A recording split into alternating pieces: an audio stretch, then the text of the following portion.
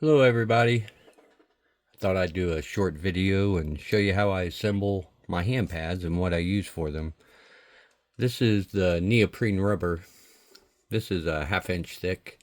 I use this for the slotted pads. Basically what you do is I start out with a chunk of wood, a blank, cut it down to where it's around 1/2 inch to 3/8 thick, which is right here. This is poplar. And then once I got my piece of wood, I use contact cement, which is this. Everybody knows that. Put one coating on the wood, one coating on the rubber, which I sand it first. You gotta make sure you scuff it up.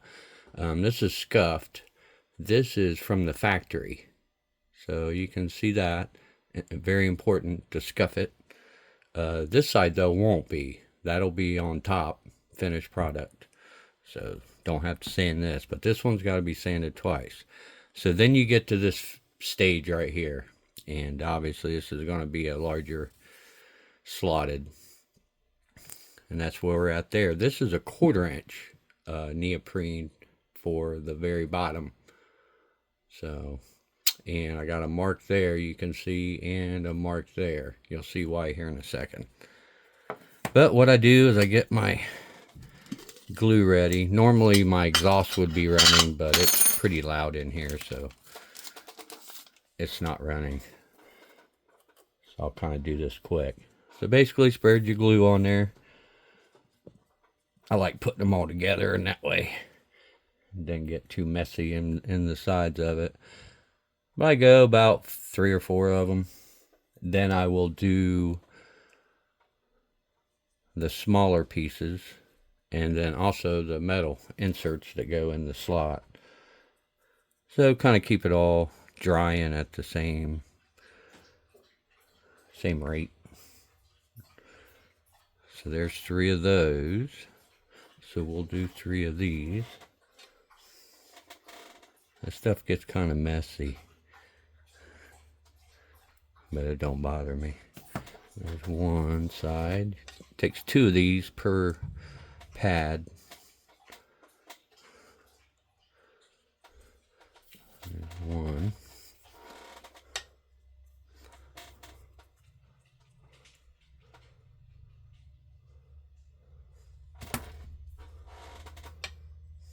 I'm not going to do all these on video, but just so you guys get the gist of it. There's 2. Let's see, I'm going to have to do 4 of them. Now, if you do get a little bit of glue on something, like this one here, I'm not going to do it right now. Say you wait a little bit too long and tacks over too much, you can reactivate it. Just simply apply the glue again to it, and it will reactivate, you know, like that edge there. But I'm going to set these aside, let them dry. And we'll go ahead and do that one too. It ain't too much. Alright, so we got 2 of them. Let's do one more set of the sides. There's 1. And 2. Okay, then we're going to do 3 of the metal inserts, which this is a brand new insert I'm using. It's aluminum. I don't buy the metal, and I will not buy the wood, so I use what I can. But yeah, this is some nice aluminum, solid. It's 1/8 inch thick. I've been using, make sure which side, yeah, this side. I've been using galvanized brass. If you see some, it's brass. It's actually thicker brass. I got that from a front door toe kick. This was just something somebody had that was getting rid of it, and I took it. But that way it keeps the cost down on the pads. If I can not have to buy wood and all I have to do is buy this glue and the neoprene, then that keeps the cost down. And I like it. But yeah, this wood here, This was just, it's poplar, but it's just an old piece of barnwood that somebody didn't want, and I was glad to take it. But it's going to make beautiful hand pads. Poplar is okay to use for handles. I wouldn't mind, you know, anything made of poplar, but it is a soft wood. So if you're going to use it for something that's going to take a beating, don't use poplar. All right, so we got our 3. I didn't get much on that. I'm going to put a little more on there. But we got our 3 inserts ready. Now you got to wait, I don't know, usually it's around 10 to 15 minutes for this stuff to tack up, but I'm not going to let you or make you guys wait that long. I went ahead and did one before I started the video. Damn, I'm getting a buzz off. Whew, it's fumey. Okay, so let's move these up here, and I'm going to let them tack up, but you guys won't see it. It's going to take at least 10 more minutes for that to happen. But this one, I went ahead and got it ready, and you can kind of, oh crap, oh boy, I got it on my fingertips, but you can see the difference, how shiny. Let's see here. This one just got a little bit, it's more tacky. Okay, now we go back to the little lines. This is, I sanded that edge. That edge is not done yet. So this edge is going to take the longer wide slot, whatever. And I don't have that piece of metal perfect on that edge, a little rough, so I'm going to hang it off the edge of fuzz. So that way I can sand it down. So center that. Let's see here. The best you can. I don't know if it looks centered to you, but it is. Don't touch it yet. So I'm kind of leaving it off of there. Then I go to this mark up here. And you can see it's not touching yet. But just push that up there. Because once this stuff, if the glue's set right, once it's down, you know. So it ain't going nowhere for now. Okay, so we got that. Now we take our side pieces, and you can see this side's kind of rough. I don't know if you can see that, but I didn't sand it. I always sand one side. So get it nice and 90 degree. I start right here in this top corner, because technically there's going to be a oval. So this is definitely the straight. So if I start there, and then let it slide down the side, boom, I'm there, and then drop this end, we're there. Okay, make sure I find, this is the other way. So I stick that right there, bring it down, pull that side, and boom. Then usually while I'm doing these, I always do at least 10 of them. Take my old iron here, and I don't know what, can't see the thing, but it feels like 6. I'll take it, and I'll stack them up like that, and then let it set. And then when it's done, it's all dry and everything, wait the next day, I take my pattern, which has the slot. It's already got the line in there, but I make sure that, just in case I got that off a little bit, but I'll redo that, make my line, and then I take this over to a 12-inch disc sander. Sometimes I'll cut this stuff off with a knife just to save the gunk out of my sanding disc. But basically sand this around to where, see, can you see the line? Sand it around to where you leave that line, and if you leave that line all the way around, you got you're there. So that's that. There's my pattern for that.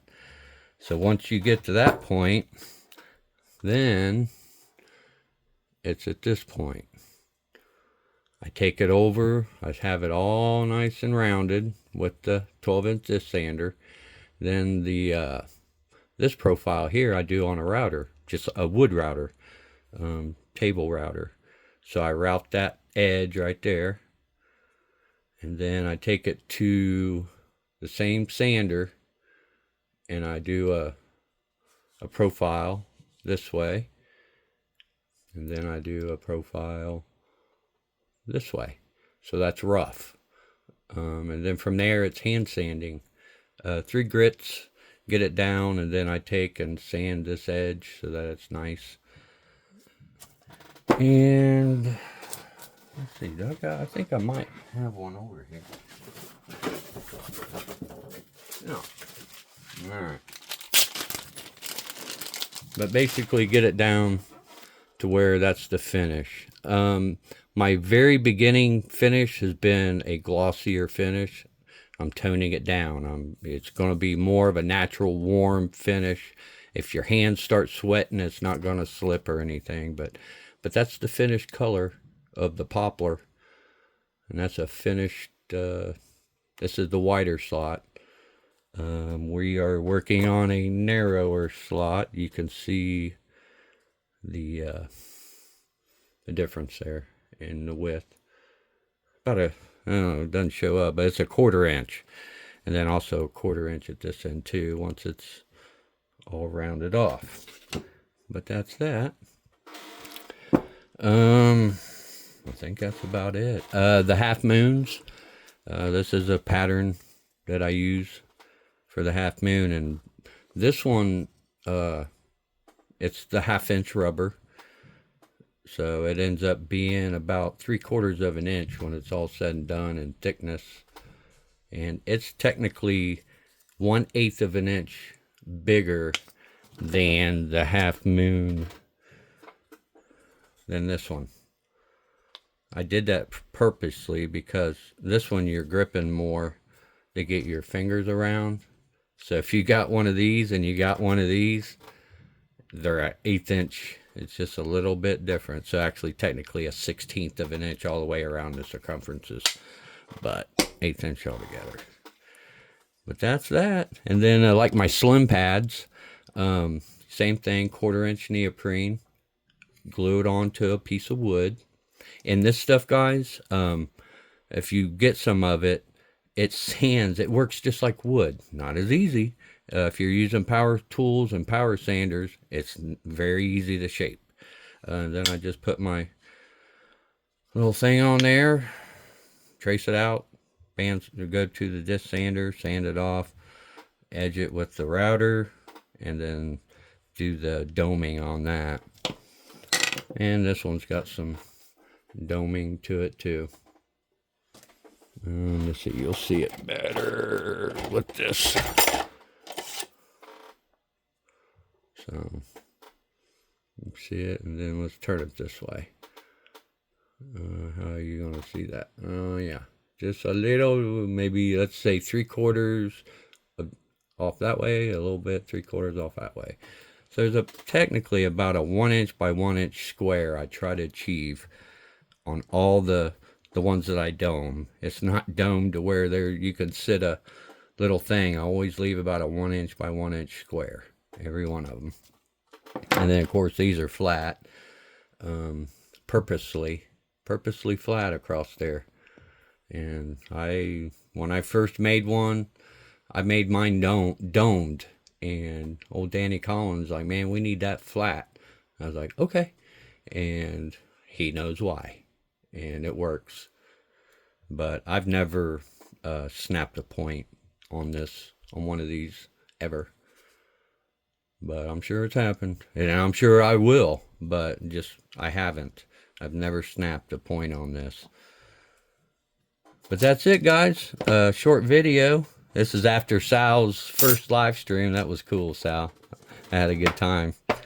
But if you guys got any questions or anything, leave me a comment. And I appreciate you watching. You guys have a good 4th of July weekend. See ya.